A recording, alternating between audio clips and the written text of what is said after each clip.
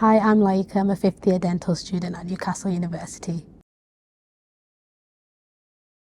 So I chose dentistry because while studying at school I was always interested in the sciences, but I was also quite interested in the art subjects. So I did that at GCSE and really enjoyed it. So when I was choosing a career, I really wanted something that would combine artistic element alongside science, and I feel like dentistry is the perfect mix of those things.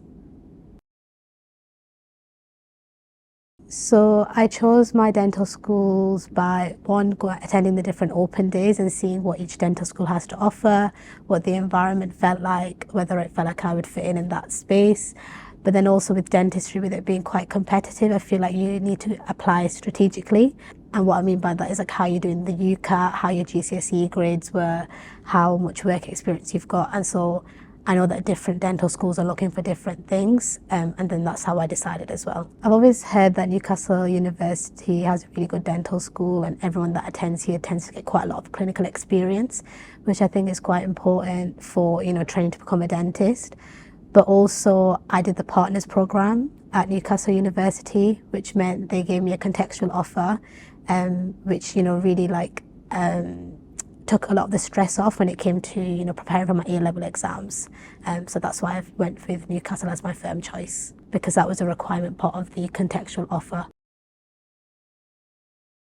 So the partner scheme is basically a program where certain students are eligible can apply for it.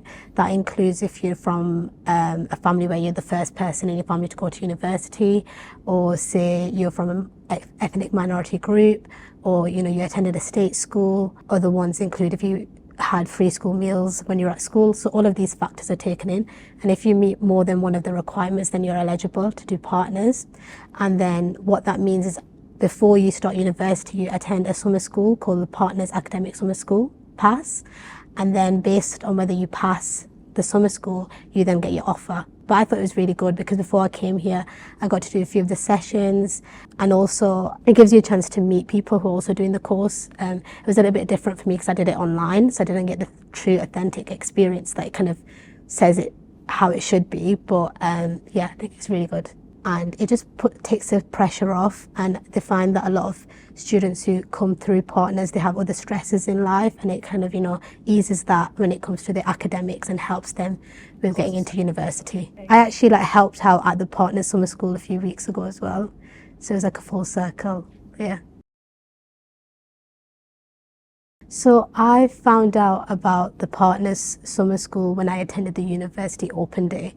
So I feel like when you go and visit the different universities to see, which one you feel like is best for you, definitely ask them if they have any offers available where, they can provide a contextual offer. I know there's a few universities that do it, but in terms of my own personal experience, I only really know about the Newcastle University one. I mean, with myself, I was quite lucky I managed to get in the first time round, so I feel like everything that I did do worked quite well for me. One piece of advice I'd give to say students who are interested in applying for dentistry is kind of get prepared early, because I feel like doing the work experience, the volunteering, if you sort that out a lot earlier, it helps strengthen your application, and I think that's one of the things that stood out on my, personal statement, which I think kind of really supported my application as well. It meant that I could get in. Because I know for some people it takes a few attempts, which is fine, but that's a piece of advice I'd give. So in terms of volunteering, I did a few things. I was a Girl Guide team leader. So I initially started as a volunteer, then I became a team leader. I also volunteered at my local dementia care home. I also was part of a asthma campaign with a few GPs in my area with the local CCG. So I included all of those things. And then I also included so I used to do some henna activities at the local community centre in the summer for kids, as part of another summer school, if you will. And I included all of that in my personal statement.